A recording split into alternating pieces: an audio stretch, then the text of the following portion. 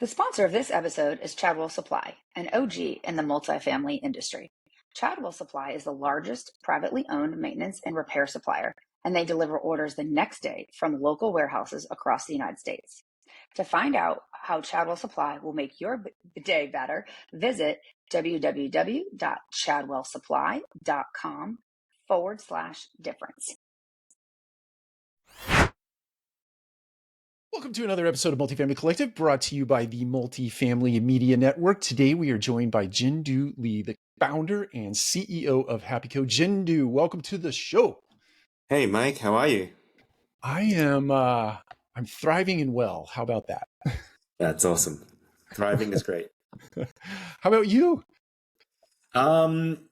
This year, great. Last year, less great. But no, I think this year's been super exciting for the company.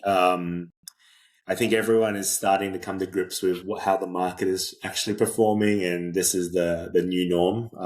But from a business perspective, doing amazing. Personally, had my second child, so again, my second or third startup because it's our second child, so our third startup. But no, it's been super fun. Congratulations! I had no idea. Yeah, he's 4 months old, and he is. Everyone who sees him says he's a very healthy baby, which I think is code for he's very chubby. Yeah, it's code word for that. Yeah. I'm going to validate that remark. That's funny. That's awesome. So, are you getting a lot of sleep these days? Or? Yes and no. Like, my wife and I were taking shifts, so I have to shift till about 2 a.m., which is good because that's my natural time I do work anyway. But yeah, I'm getting just enough sleep at the moment. Can't wait to get him sleep trained and he can sleep 12 hours or something. Is that how long they sleep? I don't know. Yeah, who knows? I think when you have children, especially at that age, it's like just the sleep cycle go right out the window, despite your efforts. Well, I want to key off something.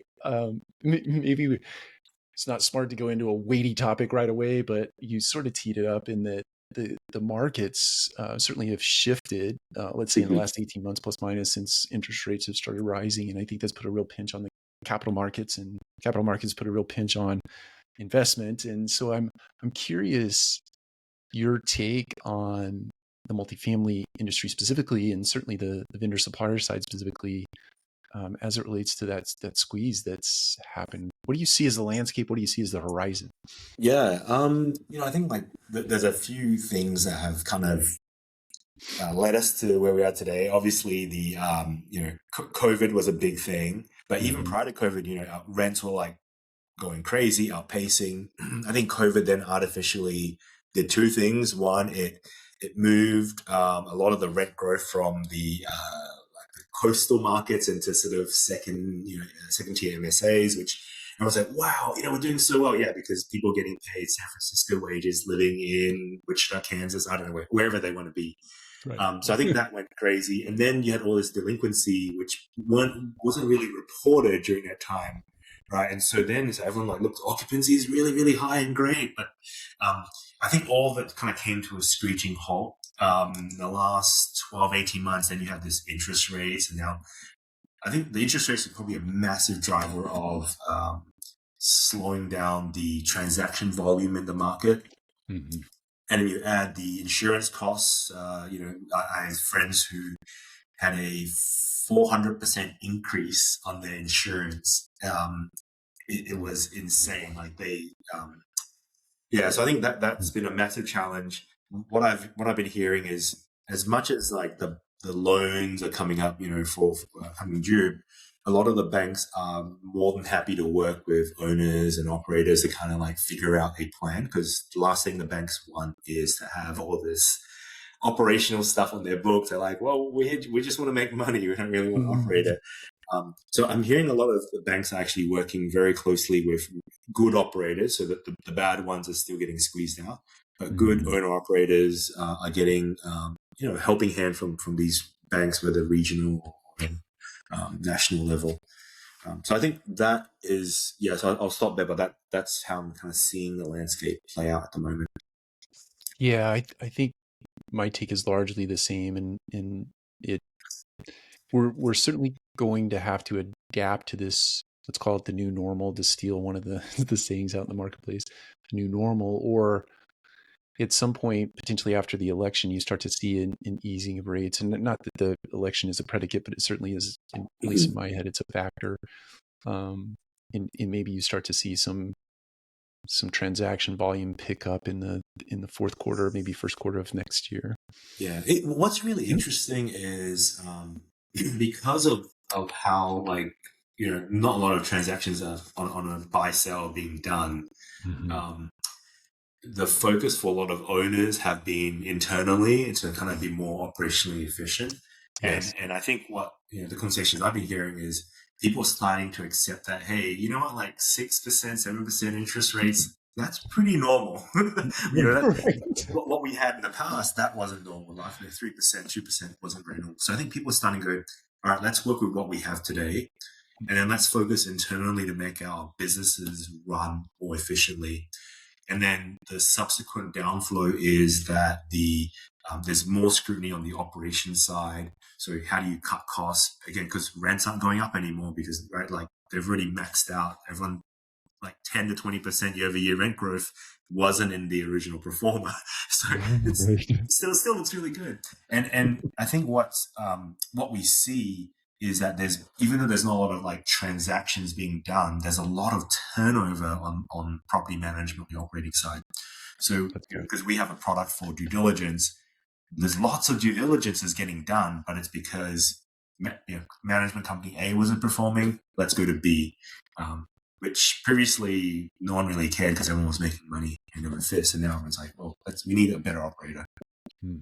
Yeah, I think that's right. It's interesting. I'll say this right, wrong, or indifferent, but you could be a really good operator, and when the headwinds come, somebody has to be sort of this sacrificial lamb, right? And you may get traded out, and the new operator isn't necessarily going to do anything different or anything better, but somebody had to lose in that game.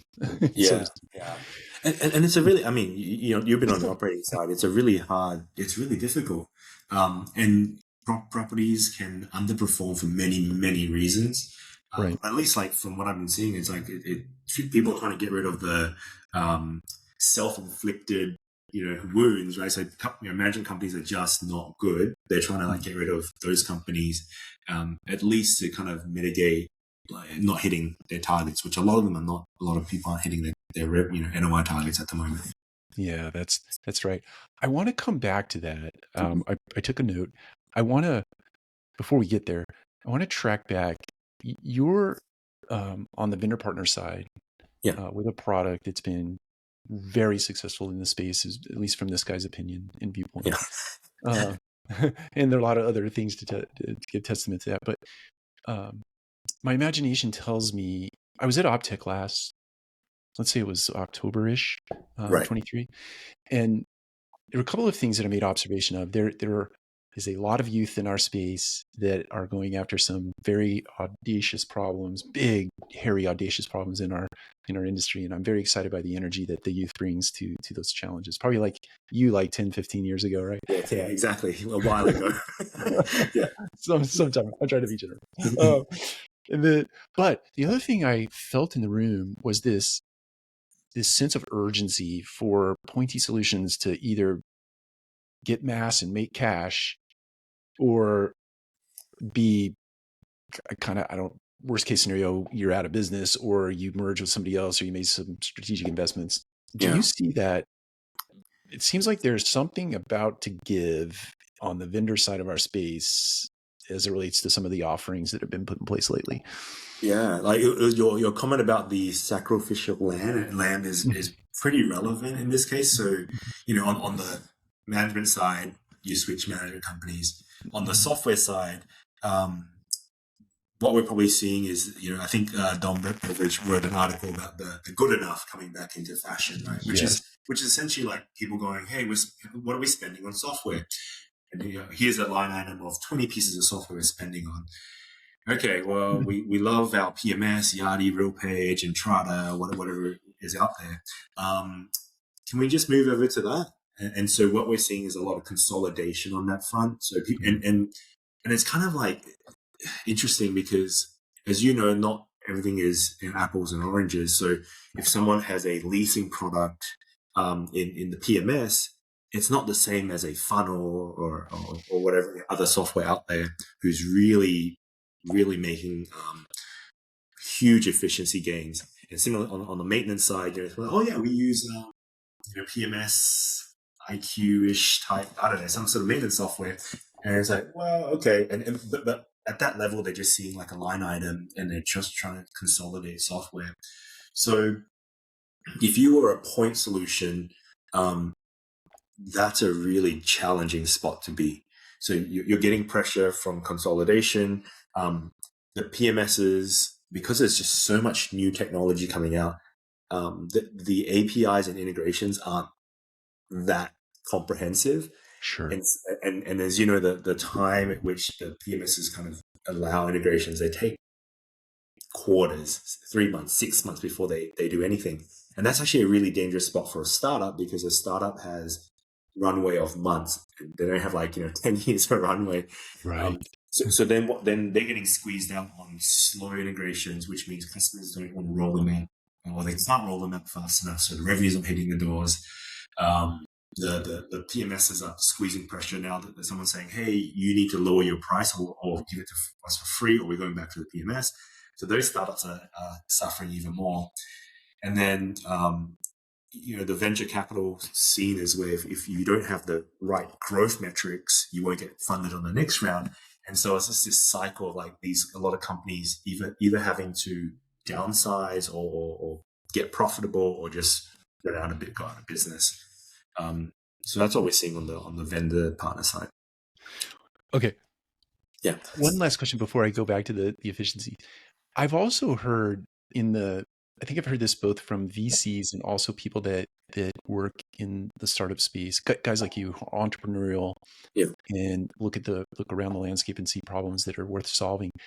I've heard people say, this is one of the best times. Like if you're thinking about a business cycle, this is the best time to start a business. Is that, do you believe that, or would you just? I think it's always the best time to start a business. Oh, okay. Well, and here's the reason why, right? Like, if I was putting my investor hat on, this is the best time to invest in startups, because prior to just after COVID, we had that crazy spike in valuation, and HappyCo included. Sure. And that meant that every deal, it's like buying a piece of real estate. If you buy at the peak, then there's not much room you can move. Sure. At the moment, the markets are down, coming back up. So as an investor, it's like you can get good valuation for companies that you want to invest in. So I think from an investor perspective, that's great. For an entrepreneur, there's always problems. There's always problems to solve. When times are great, have a leasing self-guided tour kind of software. COVID hit, self-guided tours are the best thing. And then now, today, maintenance is great because we're going to solve all the inefficiencies. And then there's AI. There's just so much opportunity. I think the best business people just make it work in any market. That's my take anyway. Is it a great time to start a business? Sure. Absolutely. I don't know. I just feel right, because I think if you're solving genuine problems and real problems, then there's always going to be an opportunity to start something. But I think what you want to do is you want to take advantage of the tailwinds. So when times are in your favor, operational efficiency wasn't a big thing 3-4 years ago because rents were high. So that was wasn't really a headwind. That wasn't a tailwind. It was just the winds were not existent for us. But now everyone's trying to be more efficient on the maintenance side. That's a tailwind for us. And so I think good business people kind of take advantage of those moments. And COVID was another good time as well, where entire business models were changed during COVID. That is true. So when there's blood on the streets, I guess maybe I don't know the right saying is. Yeah, that's right. Okay, I want to take your cue there to go back to operational efficiencies, but I have to remark that I think the 3 other times you've been on my podcast, you had the hat on, the Blockbuster hat. So this is a first. Yes. This is a first time I've Yes, seen this yes, on yes. your. Oh yeah. So, That's awesome. so the whole Blockbuster hat was, I think, I don't know if you remember, but it was an internal reminder for myself and our company for HappyCo, to not become like Blockbuster. That was the whole point, right? It's like, don't Yes. I think when you get lazy and you're like, oh, people love renting videos and people love late fees. Like, I think that's a dangerous place to be. So for me, it was like we need to find the next thing or do like push ourselves, even at the expense of our own business model today, even if it means like decimating what we've currently built. We need to like find the next thing. So that was just more of an internal reminder. The reason why I don't have my hat on is because I think we're on the right track. Yeah. So finally, I'm like, God damn it, this hat stinks. No, but I think I love it. yes. Okay, well, thanks for playing there. It just dawned on me you didn't have your Yeah. hat on. Okay, so operational efficiencies. I think there's a lot to talk about here, and I think you sort of teed this up with AI centralization, some other things that are happening in the, let's call it the landscape again. I'm probably going to say that 15 times today. But what seems to be most pronounced to you in terms of operational efficiency, whether it be from an owner's perspective or somebody like yourself working to put solutions in place? Yeah. So I would say like a lot of things that we do is really a byproduct of what the market wants. Like, so I don't think I think, I read somewhere, I don't remember who wrote it, but I think we can be sometimes a little bit too, as technologists, a little bit too arrogant and be like, we're going to disrupt and change you guys. It's like, well, the real estate guys have been doing this for 50, 70, 80 years. Like, we know a little bit, but not that much. So for us, everything that we come up with comes from customer or industry problems that we try to solve. So so the problem that everyone's trying to solve is the efficiency problem. If you can't increase your rents, how do you be more effective and more efficient on the bottom side of the equation? So not the revenue side. There are still efforts that are ongoing trying to increase revenue. So for example, manage Wi-Fi, right? Oh, we want to manage Wi-Fi. But I think a couple of states passed a law where you couldn't increase it now. So I'm like, I think that's always an interesting but dangerous game to play. What we're seeing is this efficiency piece. There's a few ways to achieve it. And one big theme is that the theme of centralization across the industry. Centralization is an effort in trying to be more effective and efficient on your day-to-day operations. What does that mean? There's many, many different ways, but I think what people are seeing is like it's really interesting. I think people are they're actually finally stopping and taking a look at their business and going, what can we actually like automate? What can we kind of like centralize? The easy one was admin, back of office, accounting, right? So instead of having like everyone on site, why don't we put it in a centralized location? And guess what? They don't even have to be in an office. They work from home. And I think that was a very easy one. People starting to get that. Then delinquency, all that kind of stuff. I think there's startups that are focusing on that, which is pretty good. And then the next movement was around leasing and CRM. So companies like Funnel, like we acquired a company called Yoohoo. They were really about how do we like centralize the leasing function. And so what you're seeing is people are taking their leasing technicians off site. There isn't like a person on site anymore, or maybe part time on site, or being able to one person can kind of go and manage 5 or 6 or 7 properties within a given region or cluster, essentially. So that's what we're seeing on the centralization piece. I'm going to go off on a little bit of an off ramp here, and I just want to get your opinion. So I was telling somebody the story the other day. So I worked for Equity Residential, like, let's say it's like 15, 16 years ago now. At that time, I had this gentleman that worked in my portfolio. His name was Eddie. And Eddie, unbeknownst to anybody in our portfolio, set up this website. It's called rentwitheddie.com. And he put his cell phone number on there. And Eddie was available 24/7. And Eddie, even though Eddie was employed by Equity Residential, he sort of created his own personal brand, and he became, over time, he became a disassociated with Equity, but still an asset to Equity, because now he's this. So this is way before all the technology exists today. Do you think that there is a scenario where, in an effort to centralize leasing, you sort of create this gig work scenario where people like who are industrious like Eddie could go out and create these individual efforts to lease apartments? Yeah, I think like the short answer is definitely yes. And I think when you want to, like, you're thinking about centralization, or just like how do you, I think you want to kind of make sure you can kind of break down every wall and every thought that was there before, right? Because if you ask the question, like, why is it like this? Why did you do it that way? Why? You eventually get to like, I don't know why. It's kind of the way we've done it. And so I think that would be a great model where you could stand up a third-party leasing, and I mean, it's just like, right, brokers. Yeah.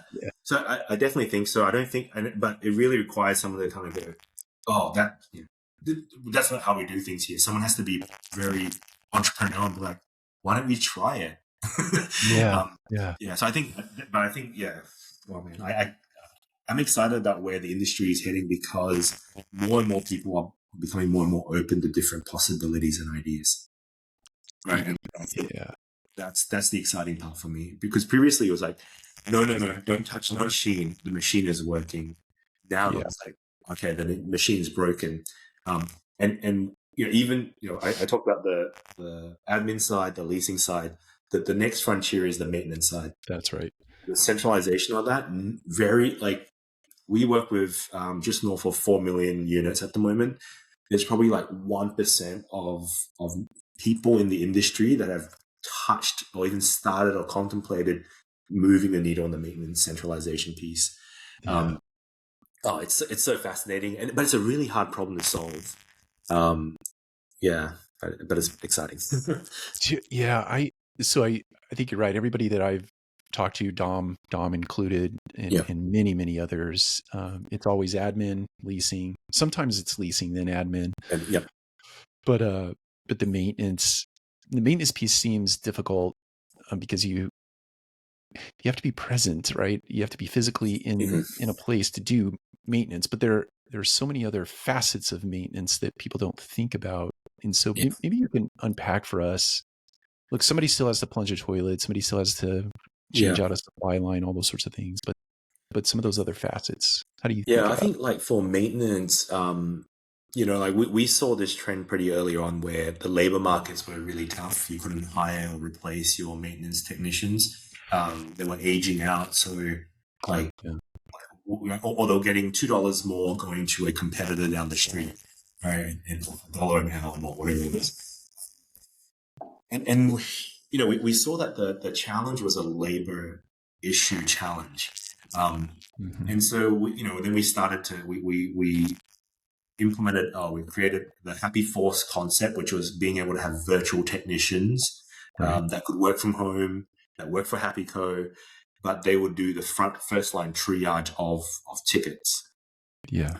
And then we started to see, oh, great. Like, instead of, was it 2 or 3 out of 5 after hour emergency tickets were BS tickets. So essentially like someone saying, oh, my shower curtain fell.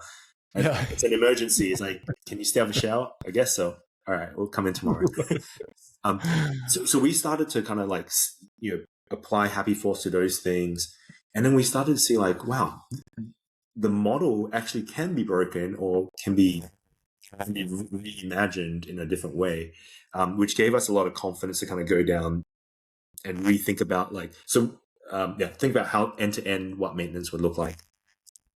We then partnered with a bunch of our customers who were already thinking the same wavelength. And like 18 months ago, they were trying random stuff out. We're like, okay, what if this sort of a solution worked? They're like, no, we're gonna break up the pod structure again, and we're gonna redo it again. And so I think it's still in flux, but what we're seeing is to solve maintenance centralization, you can't just have a point solution. So you have a lot of good 2 points, AI chatbots. There's a point solution for that. There's a bunch of great point solutions like, Elise has something they're working on that area. You have Mezzo, who's really good at that self triage. But like, that's just the chatbot. Yeah. Then you need to get it. You need to be able to create the work order into a work order system. So you have good systems like a site plan, who less good these days, but still they're around. You have the PMSs that have it. But the work order, it's really just something as simple as, how do you create a work order? So today, every system, it asks the resident to put in the category. Yeah. Yeah. But like, I don't know what's a shower curtain. What category is that? I don't really know. Right. So what we thought about was like, with generative AI, ChatGPT, this is where some of the AI can come in. Instead of asking for the category first, you tell the resident to tell you the description of what's broken. Then you automatically categorize the category, because you know it's a shower curtain, a steam in the bathroom. Then the next question is like, which bathroom is it? If it's only a single bathroom, don't ask the question. If it's there's two. So we sort of thought about it from those first principles and trying to figure out, okay, how do we, and the majority of poor work orders come from the lack of information. So just broken, like, what's broken? What do you mean broken? So we started to apply those things, but really we started to build like an end-to-end solution, which included not just the chatbots, and chatbots are interesting. I could go deeper. So chatbots are interesting because people hate chatbots. Oh, I'm raising my hand because I am one of those people. So what we did is, because we had our HappyForce team, the chatbots, when they have low confidence of answering a question, our HappyForce team steps in and starts answering the questions on behalf. So a human does it on behalf of the bot, I guess. Sure. And what it does, it actually starts training the bot for future ones. So it's actually a really interesting, chicken and egg problem. And that's just one part of the solution that we've kind of come up with. To your point there, it's maybe I hate chatbots today, but to your point where the human is sort of reinforcing the learning in the bots will at some point, they'll get better. They'll get but it's more just like, if you have a low confidence, even if in a human interaction, like, you go to a store and you ask something, the last thing you want is for the customer service associate to kind of make stuff up, right? Like, and we always appreciate when people say, actually, you know what, I don't know, let me go find out for you. And I think like that's the problem with chatbots, is like, they don't know, but they're trying to make it up too many times. That's right. And so we've been able to train our chatbots on like 4 million units of data as well. So it's getting better every day. But the chatbot is, again, one piece of that. And then the next piece is like inventory management, which we spoke about many years ago. Like, there's no way to manage inventory today. So what we do is our AI, our AI is named Joy. And so Joy looks through every single serial number, barcode, placard. And what it does, it goes, oh, there's a match. And there's a match to this specific make, model, appliance right here. And so, so for someone, and how do you gather that serial number placard? Technician can do it. The HappyForce technician can do it virtually, or the resident can be doing it as well as part of the chatbot experience.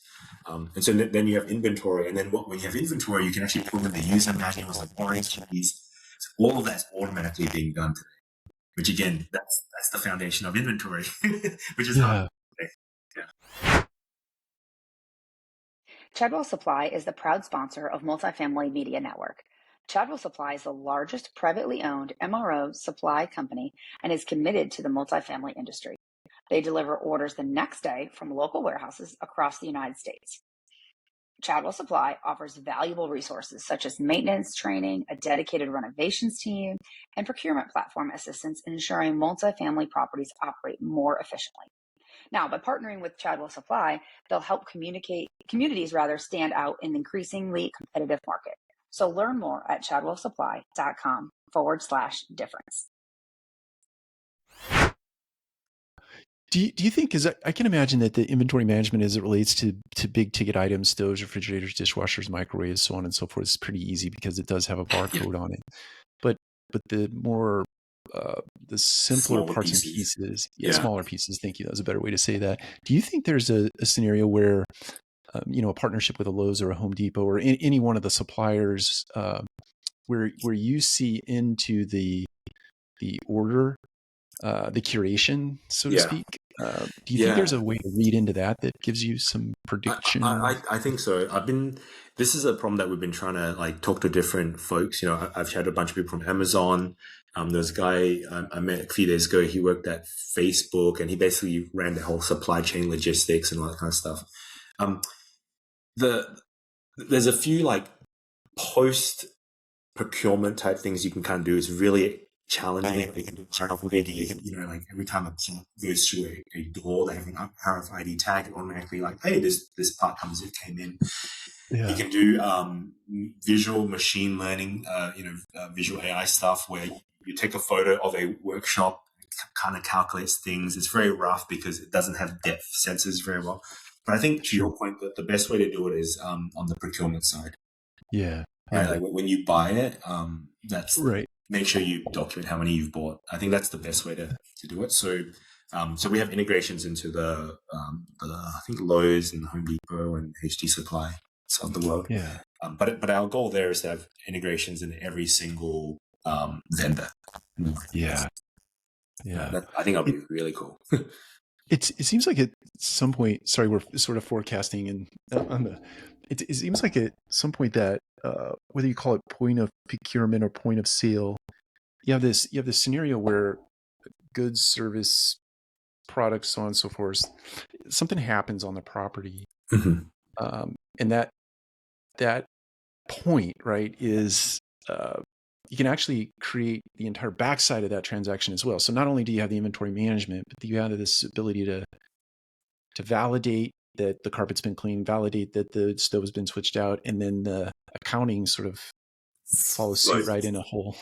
I think there's just that's what I mean. There's just so much low hanging fruit, and really, Mike, like each one of these could have been a startup in itself, right? Which is so crazy, and I think that's the challenge that we've been facing the last 12, 18 months is, trying to build the right team that can go build this end-to-end solution when and it costs a lot of money to hire the people to build it. But like the alternative is you buy 6 different solutions and you try to stitch them together and they all like blame each other about why things are not great, like the same game that we've been playing. And so I think that's where we've been really focused on. And if you take the inventory pieces, the next, we haven't even talked about how do you manage a centralized team. If you had a pod team, there's no software today really does that in a good way. Yeah. So then we have a centralized maintenance control center view. And so if you are a retail manager, you can see your team on a map and like where people are moving and all that kind of stuff. So I have a question as it relates to that. So we're talking about labor distribution, right? And in today's world, your labor distribution is the maintenance supervisor or the property manager tells, George, you need to go to this apartment, or Charles, you need to go here. James, you need to do X.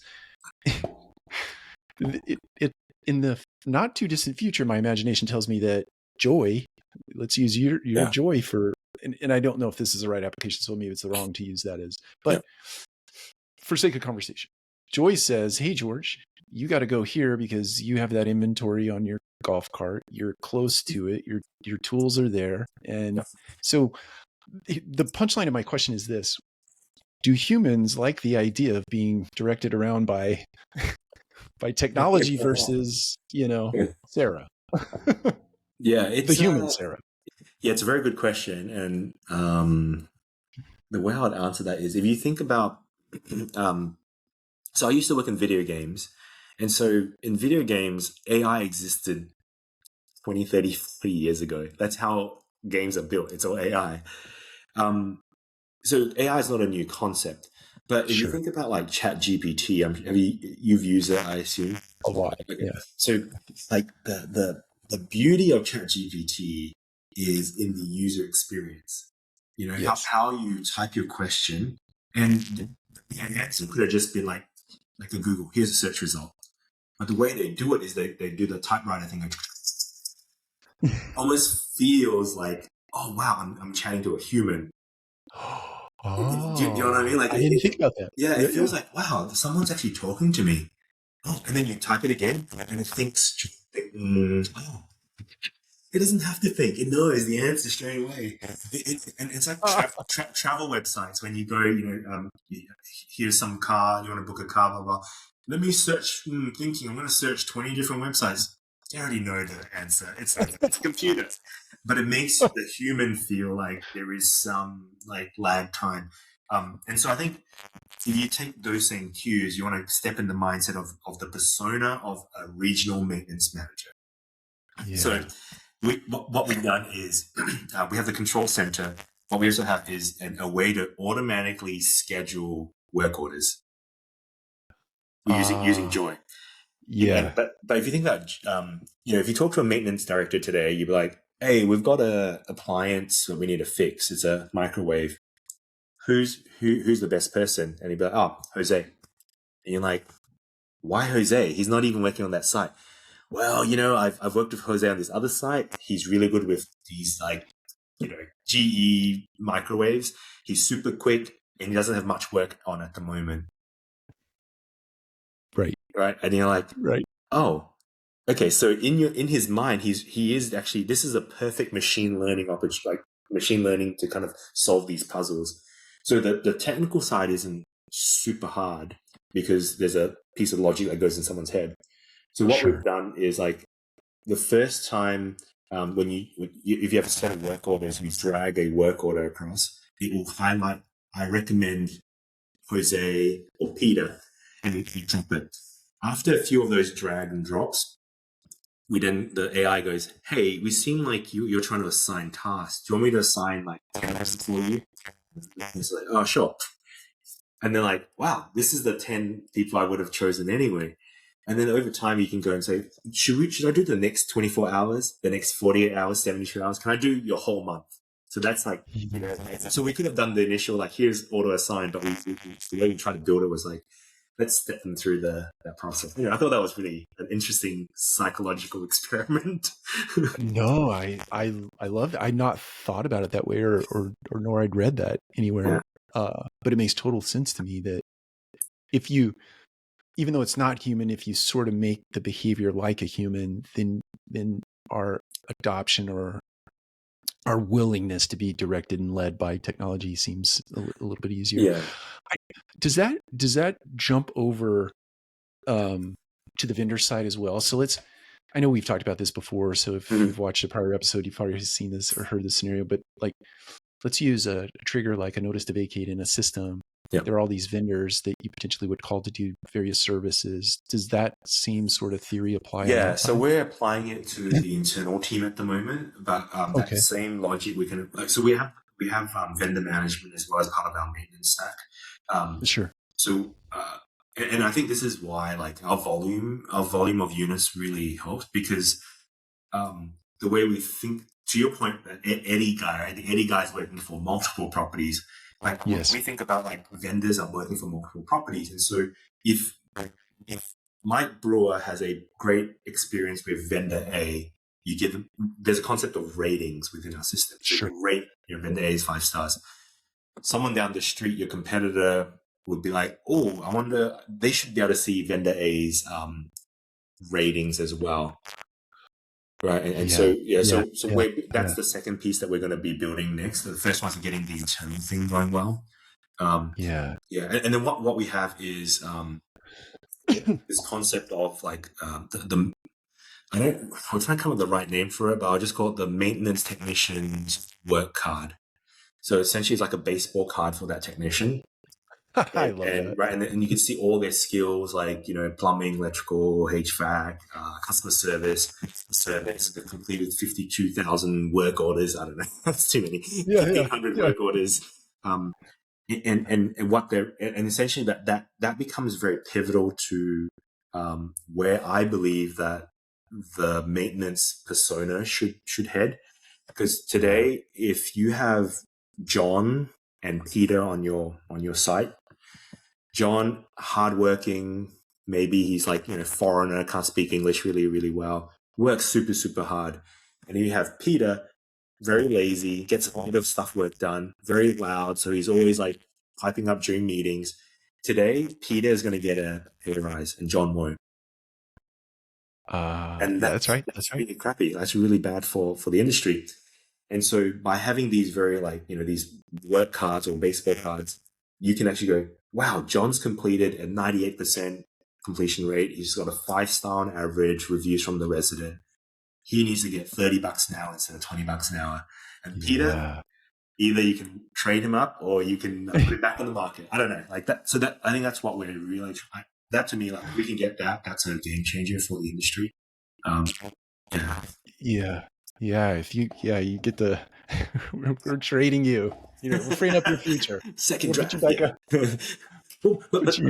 that scorecard underpins the work assignment, right? So then that's how the AI knows, I'll give it to John because A, he doesn't have much work today. B, he's good enough on appliances. And C, he's previously had a positive experience with this resident before. Like, let's assign him the work. So that feeds into the work assignment. I don't know if this has anything to do with anything, but it just came to mind that like UPS has, they actually do the logistics for lots of different companies that aren't related to UPS, right? Even some of the companies they actually do the shipping for, they handle the logistics as well. So you don't call whatever toaster upper oven company, you call UPS. You may think you're talking to this. Yeah. It seems like there's sort of correlation between the way we would facilitate maintenance in the future. Anything for that matter. It's just not the service side. It's customer service side, unrelated to maintenance. You could be the logistics. And like I don't know, we're still a bit far off, but to your early point about Eddie, like maybe maintenance people can just canvas for 5 different companies and just be on call when needed. Like maybe, I don't know, like, there's a scenario that could be possible. Yeah, I think that's true. I think Tom Peters a long time ago wrote about a free agent nation, right? And so I think free agent nation. I like that, free agent nation. Okay. Yeah, and it seems like back then, if you were entrepreneurial like Eddie, you could do that. Yeah. Because you understood how to stitch things together. But the technology was not all that robust back then. Yeah. Today it seems super robust and it seems easy. Yeah. At least easier. Well, you have Lyft, Uber Eats, like all that's right. All these things enabling that gig economy. I still think we're a fair ways away from that, but like I think that opens up a lot of opportunities for someone who wants to work hard and get ahead of the next person to work hard and get ahead and make an extra couple $100 every night, or whatever it is, after hours to invest. And the crazy part is, as you know, most work orders are usually done not from 9 to 5 because these days people are home more, but a lot of them come in after 5 p.m. which is crazy. Why we work during the day anyway? It's a different story. Yeah. That's right. Yeah. It's I've been around 28, 29 years and that's been that scenario's existed that entire time. Mike, so something that's really interesting, as people are trying to figure out the centralization piece, one of our partners have figured out a 4-day work week for their technicians. Tell me about that. Yeah, and so instead of you doing your 8 to 4, whatever the time is, they're doing an 8 to 8 shift, but only 4 days a week. Which is great. So for the technician, they're like, oh, cool, I have one extra day off and I have to work anyway during the day. So I'm 12 hours or 8 hours, 9 hours doesn't make a difference. But what it actually does is there's a lot of overlap with the residents coming home. And so the resident feels like things are getting done more urgently, I guess, is the idea. Yeah, that brought to mind that back when I worked for Equity, we had this gentleman, his name was Christoph, and he was a painter, full-time painter. I worked, the community was like 750 units and we had internal painter, but he worked 4 10s think that's how it worked. It's 40-hour work. 4/10s. But yeah, he had a 4-hour work week, which caused me a lot of grief because everyone else wanted it, but we wouldn't give it to anyone else. Yeah. But it was interesting, like and there's a lot of fundamental things to the centralized maintenance model, or just centralization in general. Like it's not 1-to-100 anymore for your technician to unit ratio. So how do you sell it to your owners? Is it a per unit? Like how a vendor would sell software to you guys. So do you sell that per unit feedback to the owner? So some groups have worked it out. A lot of them are still like, we don't know, and you're too hard. We're not even going to attempt. But I can tell you, like the ones that have figured it out, they're going to be winning. They're growing really quickly. We see them in our system, and they're adding units all the time. That's really fascinating. I think it's right. That's my most recent position. We were selling back on a per unit basis. We had just centralized admin. We were starting to work on the leasing thing next, but that's exactly what we did. We sold it back. What becomes difficult is when you have third-party property management assignments and owned business, and you have multiple clients. It'll be solved. I'm quite certain of it, but it was difficult. Yeah, I think like when you can prove the value proposition really well and be like, hey, a centralized model gives you a 10 to 20% efficiency gain off the traditional model. Like owners are going to jump on it. And then I think that's how some groups have just mandated, sorry, this is how it is. If you don't want to be on this bandwagon, like you go somewhere else. I think that's one way. Right. What others have just been doing is like, they get 3 or 4 of their biggest owners to agree. Then they run those centralized pod models on those ones, and then they eventually just trickle outwards.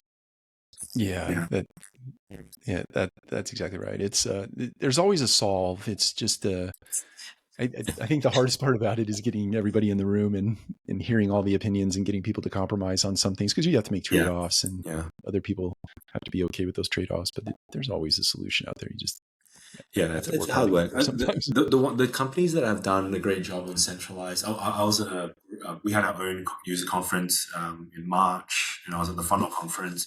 The companies that have done it really well, just in centralization in general, they spent a lot of time on the culture piece, the change management piece, and just as you know, it's just all day is just about like, there's a different way we're going to do it. It doesn't mean your job's going to be in jeopardy. And so I think that piece, people who spent a lot more time on it got really good results. If you kind of didn't, then it's scary for everyone involved. Yeah, I think that's true. I think that in combination with this is just me sort of I guess speculating. I think that there's a tremendous amount of youth coming into the property management industry, and those youth have been raised on technology, right? Yeah. And so change management, yes, important. Kind of making sure that everybody feels okay. In my head, we're talking about older generations, because the younger generation is like, why haven't you been doing this all along? Right? Yeah. Or they're easier, in my opinion, to get on board than people who have been in the industry for some bit of time or are just older. Yeah, I never thought about that. I wonder if that is probably part of, because we've been for so long that I forgot that there's this new wave, and maybe that's part of why things are getting easier. Maybe. I think there is this is me again speculating, and I have no hard evidence for this, but I think there is a tipping point fast approaching us, because you've got the youth living in apartments and you have the youth serving that same cohort, right? And they both have this expectation because they've been raised on Amazon, they've been raised on Netflix, they've been raised on Uber, and everything's easy and seamless and all these sorts of things. And our industry sometimes is not. So they pick it up, they innately pick it up, but then they're also become sort of sneezers or a virus in your organization to make it happen faster. Yeah. That instant gratification culture is definitely like, we on the maintenance side, one of the final things that we built is the pizza. We call it a pizza tracker, essentially, for work orders. Oh, yeah. Right? That's awesome. And it's like you can track your pizza all the way from the oven to when it's ready. Why can't you track your work order? So we actually have a piece where when the resident puts in a service request, and because our AI bot and our Happy Force team responds within like seconds or minutes, it actually shows, it gives a real-time update of, okay, someone, your request is picked up by Jose, you're chatting to Jose. Oh, Jose is going to come to your apartment. No, can you let him in? Is he okay to come in after whenever you're not home? Yes. Okay, your work order is 6 in the queue. It's 5th in the queue. It's 2nd in the queue. Jose's now on your property. Jose's completed the job. When it's complete, rate Jose. Right? And Jose is like rating the resident as well. Like that's a pretty interesting. It's a very interesting piece. But I think that's the economy. And again, this is one of those things. I'm like, why isn't it around? Because no one's built it. Yeah. But these days, everyone expects that sort of. Even AT&T is getting better at this stuff. Like big corporate telecommunications companies that traditionally have always messed this up. They're getting really good at this. At least they're giving you a 4-hour window. Too. I don't know what it is these days. Yeah, no, it's true. I had an appliance, washer fixed in my house the other day, and I had I didn't have the pizza tracker, but I had, and I'm sure it was not the driver, but I got a text. Like, let's say every 2 or 3 hours, I got a text. Hey, you're 2 away. He's 2 away from your house, or he's 1 ticket away from your house. Yeah, and just makes you feel good. It does. Even though it's not, my problem's not solved, I at least know I'm in the queue and somebody's on their way. And did you know that, I'm sure, I don't know why I'm telling you, but so a lot of the service requests are actually people reconfirming that things have been done or not before.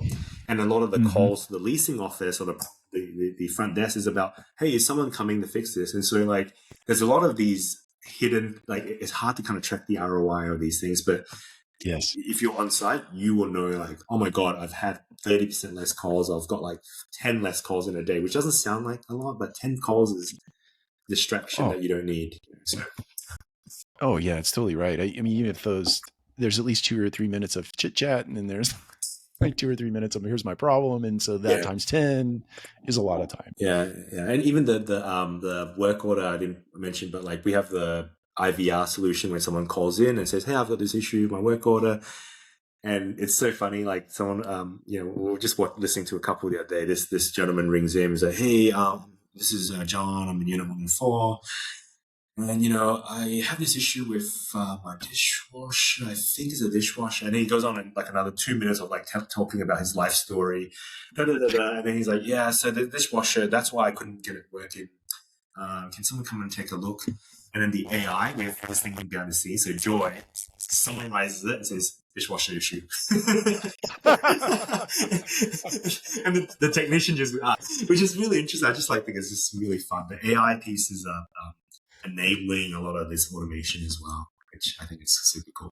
I've been around a long time in the industry, and I've seen the evolution of a lot of things, and I think, and I feel like I say this about every 5 years, like this is the most exciting time to be in real estate. But I think this time it feels a little bit different because there are so many smart people, youthful people, and so many neat solutions that are being generated, even if those solutions end up being part of a bigger tech stack. It's still, Mike, it's just fun. in your your journey through the industry, has there been? So I'll give you an example. Like, for example, I was talking to the folks at Greystar, and they were talking about this new concept called the LTD. I think it's like a modular properties that they've built, but they're only staffed there's no one on site to do leasing or even maintenance. Maintenance only emergency maintenance. Yep. These sort of models, in your experience of the industry, did these models exist, or like the speed at which these things are getting tested now? Is this like a new thing, or has it been around? I think it's definitely new. So equity residential, I think looking back, they were very forward thinking. Yeah. And so centralization, the efforts at centralization were happening like 15 years ago or more. And it started out with the admin side of the business, but it was more like, we're going to set one assistant manager at one property with a bunch of properties surrounding, and they're going to do all the work of the 5 properties. And that was kind of centralization, right? Right. And now the technology was pretty archaic at that point in time. and today it's far advanced. So you saw REITs doing it. You didn't see the mom and pops or the smaller shops doing it. But I think today, I think because you've sort of hit this tipping point and the technology is in place, you do see fast. I mean, UDR has, I think the last investor report, annual report that I read, they have like 70 properties with another 70 in queue to go completely humanless. Yeah, wow. To your point. Yeah. And these are traditional multifamily buildings, market rate multifamily buildings that they put up in the last 4 or 5 years. Wow. And the only drawback that I've heard of is in a lease up scenario, people feel more comfortable. The customer feels more comfortable, moving in for the first time. Right. They feel more comfortable having a human there. But in an existing building where they put this in place, Yeah. And I think that's interesting. Okay. Yeah, it's just something I was thinking about. Like, there's a lot of the speed of innovation is picking or has picked up and is still picking up, which I didn't know if it was like, is it just me because I'm always around innovative type things, or like, but I feel like things are moving quicker in general. Do you think I read this? This is not my novel thought, but I bought right into it. So if you were to look at the pace of innovation over the last 100 years, right? There's let's call that X, right? But that's T 100 years. Mm-hmm. If you look back T 3 years, there was a different Y, like Y or whatever. But you can't use T 100 to forecast the future. You have to look at like T 1 day. Yeah. Because there's an accelerating pace of change that is happening, and I think all these things have come together, and certainly the current iteration of AI. I think now I'm talking out of school, but I think that particular introduction is just accelerating the pace even more. Yeah, and ChatGPT 5 rumored to have reasoning, which is like scary. Like scary. And so I think like it's a I'm excited to kind of see where things are heading. Like, we began to call like, man, lots of really cool things, fun things, and I think for a product person myself, the best validation or the most fun and fulfillment I get is when customers are actually using it and they're actually like seeing results. And that only comes from partnerships with customers to actually roll your stuff out and gives you feedback constantly. And we've been been super excited and blessed to kind of see that really, really playing out really nicely in the last 6 months or so. Yeah, definitely. Well, I think it helps when you're a very solid business with a very solid reputation, like HappyCo. So. Well, it as you know, it's you're only as good as your last the last thing you did. So I definitely think that reputation helps a lot, but to keep your reputation at scale is a challenge in itself, because because you're growing, you have more people. How do you make sure everyone represents the brand correctly? I'm sure you've seen that as you've scaled organizations. True. But I think the team has done an amazing job fulfilling this customer need of centralization. The AI getting sprinkled on top was more just like, that's pretty cool, we could do that. And so I think we set out to solve that centralization piece, the efficiency piece, and then the AI was just the added bonus to help us to get there faster. Yeah, pretty fun. It's very fun. Well, I want to segue toward a close here. Sure. We're coming up on an hour. I went to your stream on LinkedIn, and I noticed that you've been on like 747 podcasts over the last 18 months. Oh, wow. A lot. Yeah. You've been on a lot of different podcasts, and I'm just curious because we started a media company recently. Mm-hmm. We're home growing. Some of the things that you see as an advantage. Yeah, that's an interesting one. So if someone did a search for my podcast of how much I've been on podcasts, they would find that I traditionally don't do a lot of podcasts. It's only in the recent sort of 1 to 2 years that I've started to do a lot more. Right. And I don't know, it was me pushing myself outside of my comfort zone, first and foremost. Understood. Right. And then B, the second thing was, I didn't really think I had anything interesting to say until I started talking to people about, you have interesting things to say. I'm like, But to me, they're just my thoughts. They're not that interesting. So that encouragement sort of said, hey, just try it. And I think recently we've started to have more and more interesting concepts and ideas that I wanted to share with the world. And the thing is, like, the interesting is you put an idea out there, you actually get a lot of feedback back to you. Yeah. And I think that's very important to kind of sharpen your mind and you go, oh, I didn't even think about that, right? Like, oh, wow, yeah, that's a great idea. Or like, oh, man, I sounded really dumb on that point. But I think from so I think those are the two key points. From a marketing perspective, we all laugh about influencers, or we did laugh about influencers. Sure. TikTok, people that do the dances and stuff. But no one laughs at them when they report that they've made $100 million a year, $1 million a year, whatever it is. And I think what we've seen is, and it's starting to I started to understand this concept about 6 to 9 months ago. That is the new way of advertising. Right? Influencers are traditionally you go to the Super Bowl, you pay billions of dollars just to put your ad there. Yeah. And really why? Because eyeballs are watching the Super Bowl.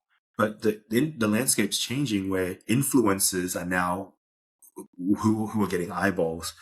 And so from a marketing perspective, a podcast is good to kind of get your story out there. There may be people that resonate with your story, or it could be a really interesting marketing opportunity where like-minded customers will be like, hey, I agree with this guy. I like the idea of doing and it just, like I try to be faceless for a long time, and I'm like, I'm just going to try having a face. So that's really the benefits, I guess. And, yeah. Oh, I appreciate you answering that question. It's obviously of interest to me. And to your point about every time I have a conversation with you, I walk away. I took 2 pages of notes here, and I think there are like 3 to 5 bullet points that I wrote down that just thoughts I never had in the past. And so I always walk away with a tremendous value as a person who interviews a lot of people. But I've never asked a guest like, oh, why you do it? Yeah. And like, and maybe, I don't know if it's me and other people feel the same, but when I talk to you, you're asking me these questions that no one really asks me, right? So as I'm talking to you, I'm actually listening to myself talk, and I'm going, it helps me to actually crystallize some of these ideas as well, which were just random thoughts. So actually, like, when you put things into words or in a plan, right? And then the next step would be taking these words and putting them on paper. And then it's kind of like this, it's a tool to help me organize my thoughts as well. So I don't see this as a podcast. I actually see it as to your point, it's like a conversation between a good buddy. Things that I enjoy with the same things that we both enjoy, which is multifamily. Yeah, I feel the same way. I used to get super nervous about doing these things like in the early innings, and I scripted them and they were terrible. But over time, it's just been a tremendous education. And I feel absolutely privileged to talk to super smart people like yourself and others that are really making change in the industry. You do feel like a friend over time. Like you take the business out of it and you're just talking to a friend. It's fun. I like that. All right, sir. Well, I always appreciate you investing time with us. And you want to tell people where they can find you if they don't already know? Again, the easiest way, if you want to go on our website, happy.co, I'm always on LinkedIn, JINDOULEE, so Jindou Lee. Find me on LinkedIn. I'm the only one, I think, so I can't commit any crimes, because you can find me very easily. Those are the 2 best ways you can find me. Excellent. Well, thank you again. And for everyone else, we'll see you next time on the Multifamily Collective. Take care. Thank you again to Chadwell Supply for sponsoring this episode. Chadwell Supply delivers unforgettable service with next-day delivery, online and in-person maintenance training, procurement platform, assistance to make your ordering simple. Visit chadwellsupply.com/difference to learn how Chadwell Supply will make your day better.